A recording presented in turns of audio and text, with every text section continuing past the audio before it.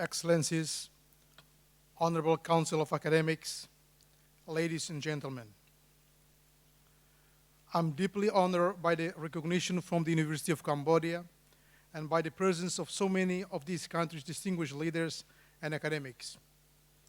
I'm grateful to Dr. Kao Kim Horn, Excellency, founder, chairman of the Board of Trustees and president of the University of Cambodia, and also Minister Delegate attached to the Prime Minister of the Kingdom of Cambodia, in charge of Foreign Affairs and ASEAN, for his warm gesture that means so much to me and to my country, Timor-Leste, an enhance of a long friendship between our countries and our people. I would also like to acknowledge the presence of Dr.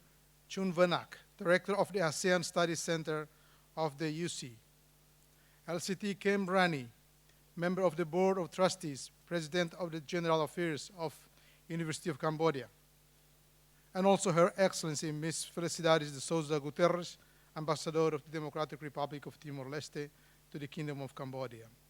Please allow me to also acknowledge the presence of the distinguished members of the Academic and Honorary Council of this prestigious university, and also my dear fellow lecturers and students. On behalf of the government of the Democratic Republic of Timor-Leste, my family, and in my own name, I express my full gratitude for the award of this prestigious honorary doctorate. The fact that it comes from the prestigious University of Cambodia represents a greater honor of this solemn act. Because we are in the university, the house of knowledge and critical thinking, where the effect of her mission focuses on how to acquire knowledge and how to communicate effectively so that it may be acquired by others. My first words are to emphasize the lessons of the philosopher Aristotle. In fact, very simple. First, we must never lose sight of what keeps us together and the values that we share. Second, we must never lose sight of the society that we work in and the compassion and solidarity that we show to each other. And ASEAN is built on this. And this is what Timor-Leste always look forward to our future as a state member of ASEAN. Honorable Council of Academics, ladies and gentlemen, this honorary doctorate ceremony has a foundation and a meaning that far exceed the dedication of the high personal merits, mainly because the ceremony is inscribed with full awareness and intention in a challenging conjuncture to Timor-Leste and their strong commitment to join the organization. It is, above all, a joint effort to speak with one voice the similitudes of cultural areas, economic challenges, and political concerns related with the regional and global issues between both countries and ASEAN. In the recent past, there is a memorable moment in the history of our two countries when, on the 5th of September 2013, the Prime Minister of Timor-Leste, Kairala Xanana Guzmão, and also the leader of our struggle to independence, began his official visit in the capital, Phnom Penh, with a full ceremonial welcome at the palace, at the Peace Palace, and hundreds of Cambodian school children lined up along the road from the airport to the palace, cheering and waving Cambodian and Timor-Leste flags as the Prime Minister's convoy passed through. It was a very strong message and conveys the friendship and the strength of the ties between our people. The 4-day discussion allowed both countries to agree on the bilateral discussions to explore further areas for cooperation between Cambodia and Timor-Leste, on the signing of a memorandum of understanding on economic, commercial, and technical cooperation between the two countries, as also in the communication of the formal support of Cambodia to Timor-Leste's bid for membership with ASEAN, recalling that Timor-Leste has all the conditions to join this regional body. And I have got his insurance and confirmation from His Excellency the Prime Minister, Samdech Techo Prime Minister Hun Sen. 3 years later, on 19th of August 2016, His Excellency the Prime Minister of the Kingdom of Cambodia, Samdech Akamoha Senapade Daicho Hun Sen, lead 2 days visit to Timor-Leste to strengthen Timor-Leste's relationship with Cambodia and to discuss areas of cooperation between the two countries in order to sign agreements relating to technical and economic cooperation, visa requirements, and cooperation in the field of labor. On multiple occasions, Timor-Leste expressed admirations for Cambodia's economic progress, noting that it has one of the fastest growing economies in Asia, and that there were many lessons that Timor-Leste could draw from Cambodia's development process, particularly in the area of agriculture and tourism. And I came to know later that in digital banking as well, as one of the most prominent countries that even surpassed China. Congratulations to Cambodians.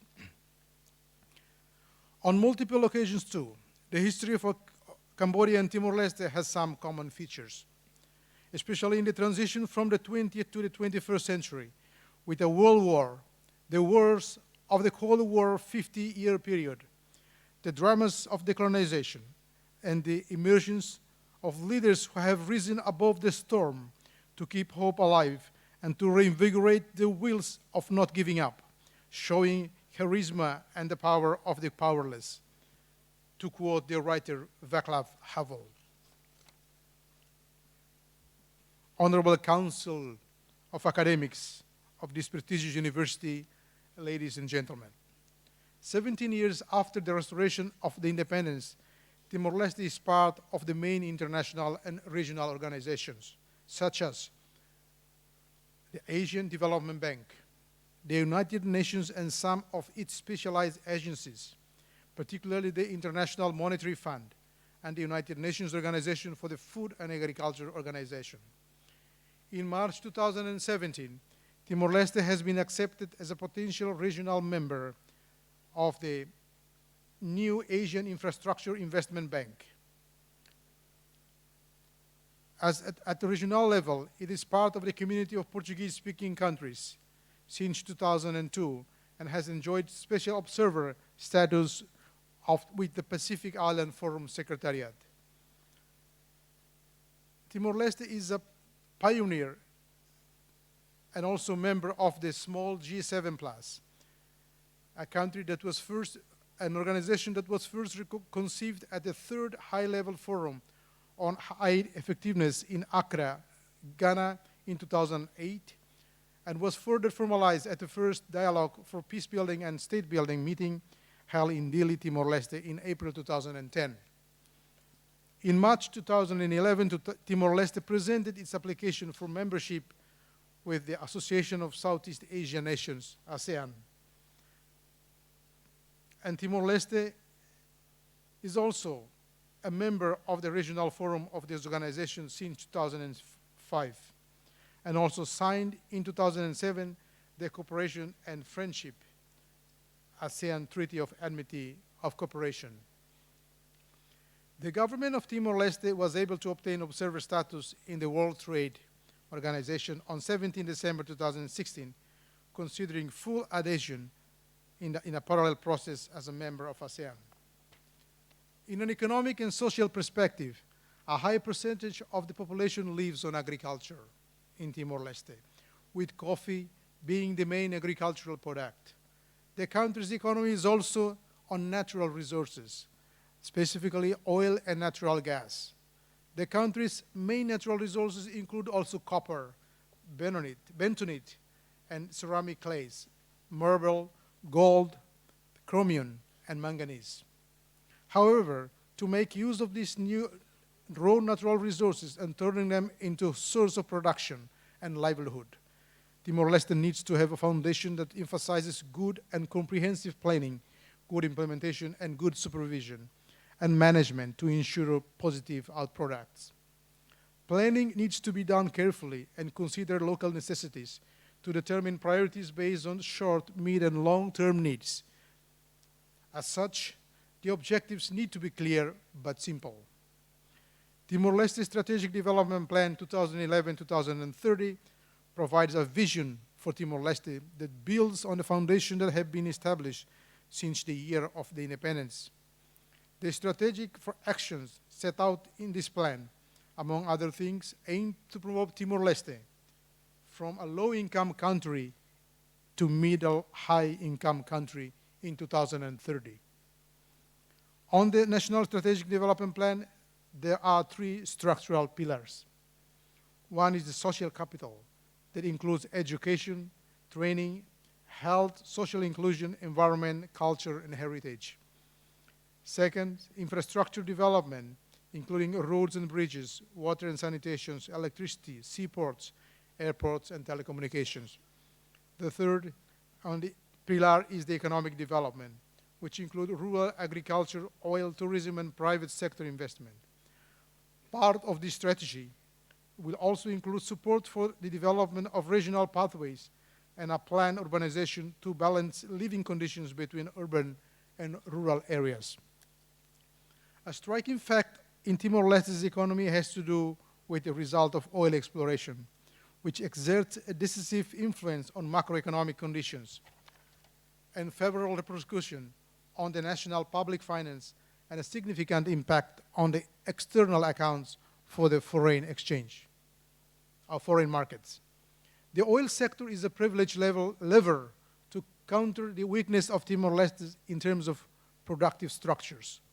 Thus, this sector has been framed since mid-2005 by a strategy based on the best international practices with the establishment of a petroleum fund. Non-oil domestic products, or GDP, recorded annual growth rates of over 9% and below 15%.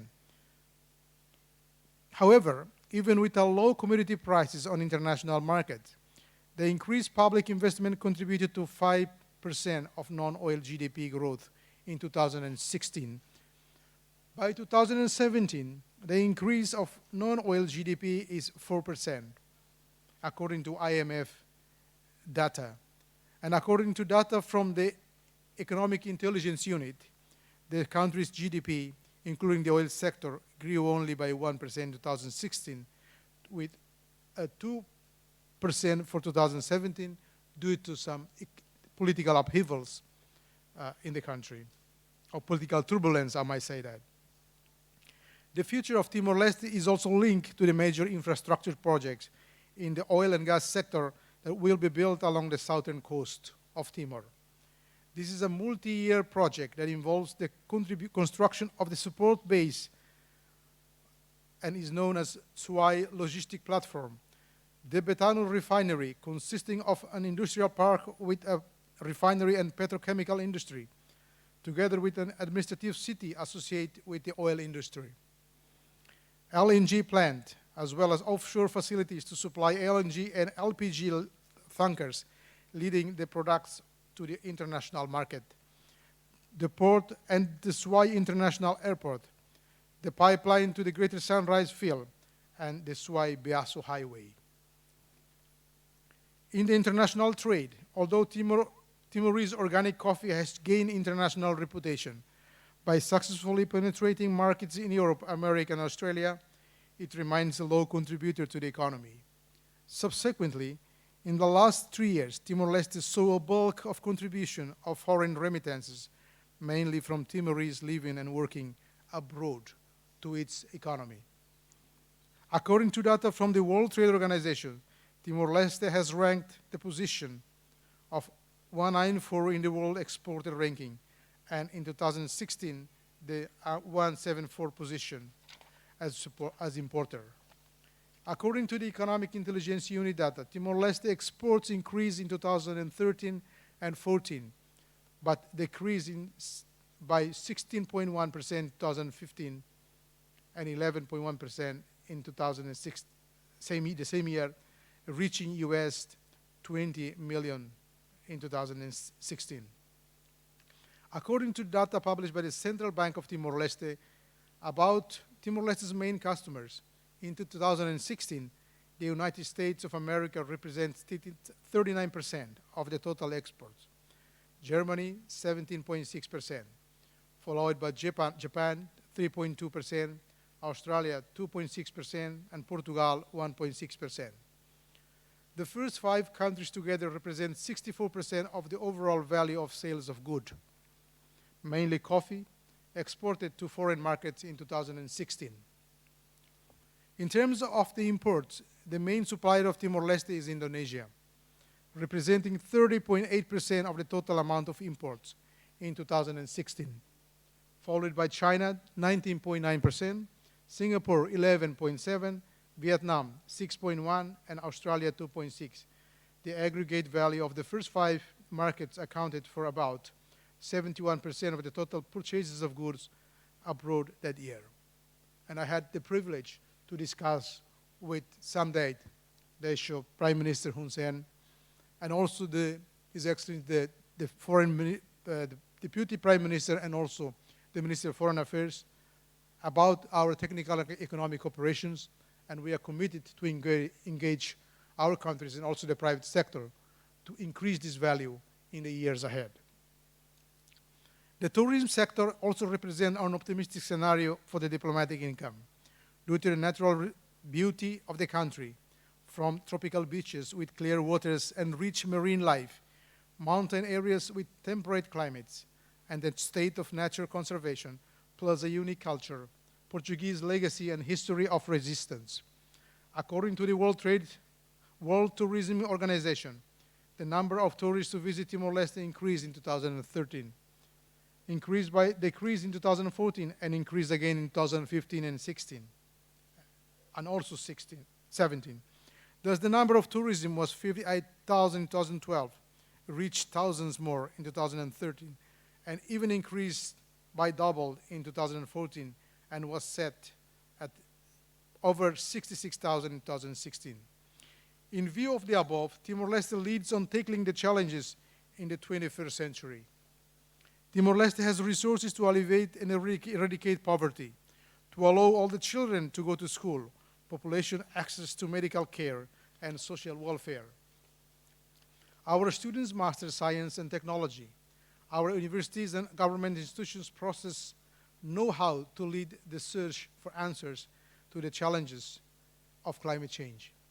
So in the matter concerned, Timor-Leste is able to forge partnership, build bridges, and seek common ground with ASEAN.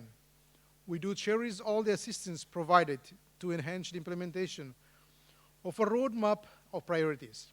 And we must do more, enhance, multiply preventive diplomacy mechanisms and interministerial initiatives, undertake research on natural resources and innovative prevention process and mediation. Honorable Council, ladies and gentlemen, moving forward the future, Timor-Leste and the state members of ASEAN can cooperate through the exchange of experiences in peace building and state building, sharing the trajectory of development in their trajectory of peace and development, shared at the global level under the spirit of the South-South cooperation. As one of the founders of G7+, Timor-Leste is ready together with all members to share experiences from a post-conflict country on the path towards resilience with other members of states beyond ASEAN, namely African countries. This is an innovation that needs to be pursued at the state level. Timor-Leste can also share experience in natural resource management, in contributing towards the diversification of the economy in order to achieve economic resilience.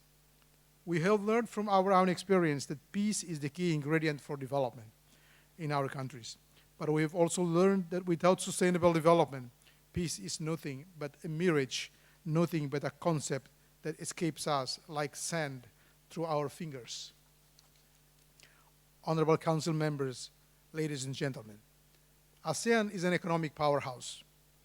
The Southeast Asian region is one of the most economically dynamic regions in the world, with the ASEAN grouping at its center, being an active contributor to the growth of a region of over 120 million people and a GDP of 2.6 trillion USD. would be a strong catalyst for economic among Timorese business and entrepreneurs. The free trade agreement that ASEAN has concluded and continues to negotiate have placed ASEAN at the core regional economic activity, and it will enhance Timor-Leste's access to ASEAN and regional markets, such as Japan, Korea, China, India, Australia, and New Zealand, which will open new opportunities for Timorese products and services and accelerate the processes of product and service diversification of Timorese economy. Timor-Leste can contribute through its untapped mineral resources with an estimate worth over 50 billion US dollars in a life project expected to be around 50 years. Timor-Leste is a member of the Portuguese-speaking countries and has held presidency for 2 years from 2014 and 16 and hosted a number of international events successfully. Timor-Leste is a bridge between ASEAN and Oceania and with CPLP countries, especially at large, the large and growing economic opportunities with European Union and Brazil. Timor-Leste has helped to create G7 grouping as an international organization that brings together 20 countries either currently living in conflict or in post-conflict situation. The G7 Plus is an association of 20 countries, 20 post-conflict affected countries, ranging from Asia, Pacific, Africa, and the Caribbean.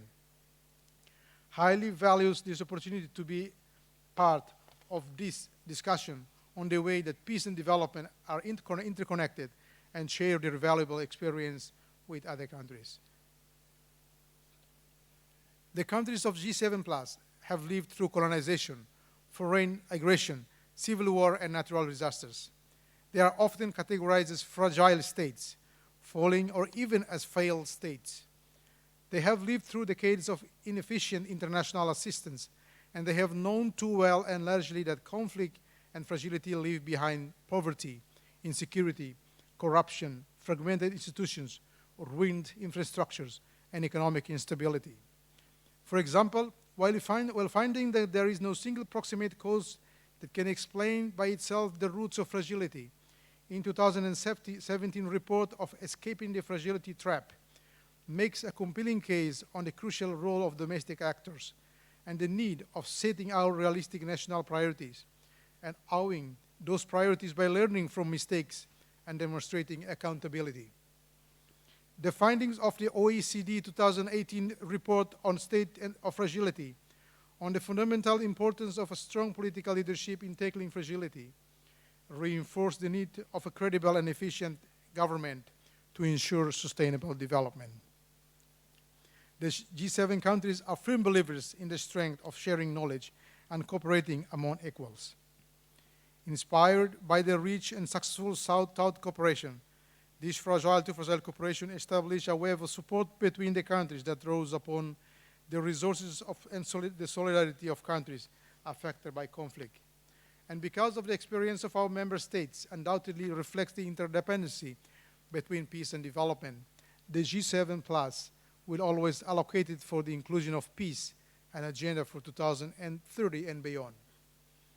As a result, quoting the Executive Secretary of G7 Group, Dr. Elder da Costa, in his 17th of March address to the ASEAN Student Center of this prestigious University of Cambodia, that when the time comes for the countries to adopt 2030 Agenda for Sustainable Development, the SDG 16 on peace, justice, and strong institutions was adopted and taken into consideration by the United Nations.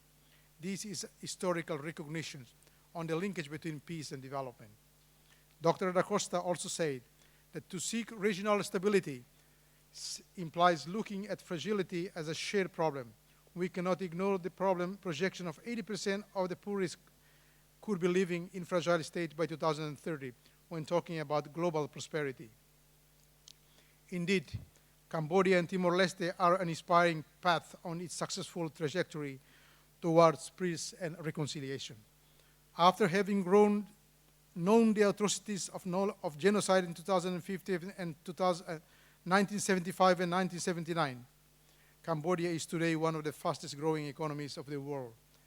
Over the past 2 decades, with an average growth rate of 7%, thus making Cambodia a great example on how we can break the fragility cycle and achieve resilient development. The same happened in Timor-Leste.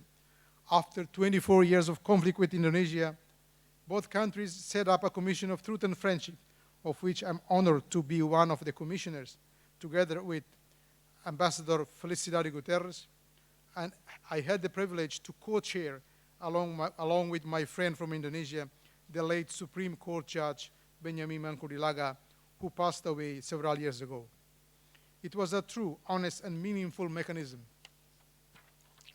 of reconciliation that was meant to lead the two countries to look into the future. Honorable Council of Academics, ladies and gentlemen, I think of many other countries that have successfully set their path to resilience, and of all the countries that make their step towards stability. I think of Cambodia, and also many other countries that have made their way from war-torn countries and towards resilience and full development. As the Executive Secretary of G7 Plus Group suggested, that there are 3 lessons that can be drawn from the experience of countries like Cambodia and the others. First is strong leadership, which determined guide and provide direction to set the development agenda as the prime example for other countries. 2, the vision and forward-looking policy that are identified as crucial to put the countries on the path towards peace and stability and economic development and away from fragility. And 3rd, goodwill and courage for change. I might add another point, citing Samdech, Desho, Prime Minister of Cambodia, on the 3rd of June, when I had the privilege to meet Samdech, Desho, Prime Minister, and when narrating the story of Cambodia before joining ASEAN, which is, I cite, the will to make something happen. Samdech Prime Minister Hun Sen eloquently puts it, if we have not jumped into the water yet, why are we afraid that we cannot swim? Therefore, we have to try to jump into the water. Samdech Desho Prime Minister Hun Sen has made, and he has led Cambodia from a war-torn country several years ago to one of the high-growth nations in Southeast Asia. He has shown leadership. He has united Cambodia and Cambodians like never before. Timor-Leste expects to soon join ASEAN and become even closer to Cambodia, so that our two countries can continue to share experiences, work together, and learn from each other on the path towards development. Honorable Council members and ladies and gentlemen, in honoring me today, Cambodia honors the nation of Timor-Leste, which I represent. And in doing so, you are renewing an inspiring story of intercultural affection and intercultural respect, of mutual dependence on mutual reinforcement.